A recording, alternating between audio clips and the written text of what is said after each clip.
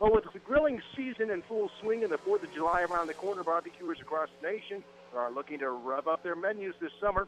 Just in time for this weekend's big NASCAR race, we have barbecue pitmasters Tuffy Stone and Moe Cason. They're here to share their recipes and tips for mouth-watering ribs live from the Kentucky Motor Speedway. Good morning, guys. Good morning. How you doing? We're doing awesome out here. Hey, first of all, Mo, you're talking about ribs. Tell me what makes it the essential for your summertime grill? Well, the thing about ribs is they're very universal. They're easy to cook. There's different flavor profiles you can put on them, and they're all good. I mean, you can go get your vinegar base, you can get your fruit sauces, you can get your tomato base, you can go down to Texas to get your black pepper and sugar and salt, and that's it. And it's awesome because what you want at the end of the day is you want the pork to stand for its own and have your layers of flavor to complement and accentuate that. Oh, wow. Those just sound delicious. Now, Tuffy, Mo just alluded to some of the sauces and rubs we can put on them. Well, let's talk about the cuts. What are your favorite cuts of ribs that are out there? You know, I love all pork ribs. I like whole spare ribs. I love baby back ribs, and I like St. Louis cut ribs too. So you give me any kind of pork rib, they all have qualities about it that are really delicious to me. You know, this morning before we went to the racetrack, we went down to Walmart. They just happened to have some really good baby back ribs and some St. Louis cut spares. We were fortunate. They had both Smithfield and Farmland. They're both a good premium quality rib.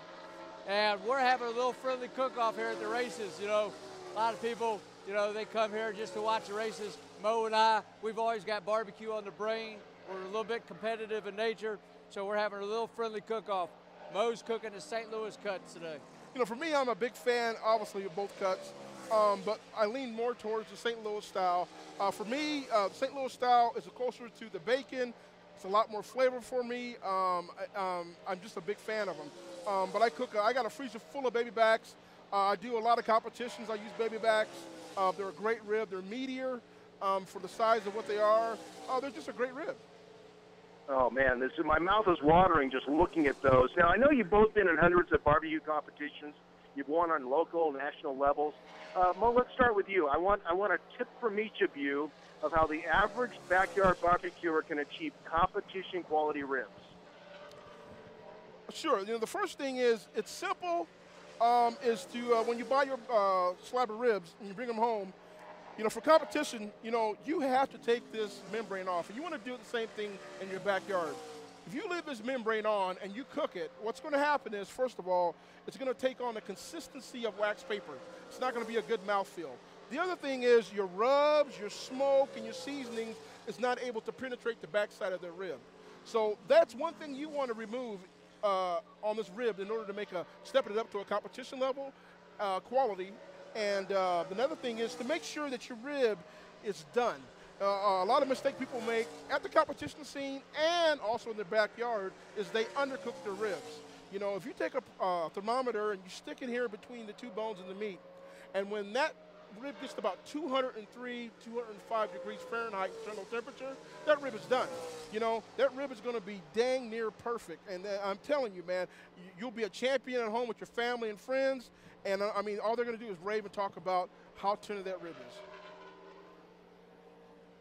Tuffy, what could possibly be left? I think he just went over everything for us. Well, Would you have a tip? Well, you know, Mo said dang near perfect. To get to perfect, you know, which he doesn't know quite yet, but we're working on him. You got to go to the aluminum foil. You know, you want the smoke to be a backdrop flavor to that beautiful tasting rib itself. Treat smoke like salt and pepper. Aluminum foil is your friend. Put your rub on, put it on the cooker. Cook it for about 2 hours till it's got a mahogany brown color. Then wrap it in aluminum foil, return it to the cooker, cook it till it's tender. That's gonna stop the smoking process, keep the moisture in. Once that rib's tender, take your favorite sauce, glaze it, put it back on the pit, not burning, just set the sauce, and you'll have a perfectly cooked rib. Oh man, those tips sound wonderful. Is there a place where I can find these tips? Absolutely. Go to ReadySetRibs.com. You'll get our recipes, you'll get our techniques, you'll have an opportunity to win some great prizes. All right, gentlemen, hey, it looks like you've got some solid competition on your hands. Thank you so much for these great tips and recipes. I'm going to have to try some of these out and find out which one I'm going to vote for. Thanks, guys. Thank you so much. Thank you. Appreciate you having us.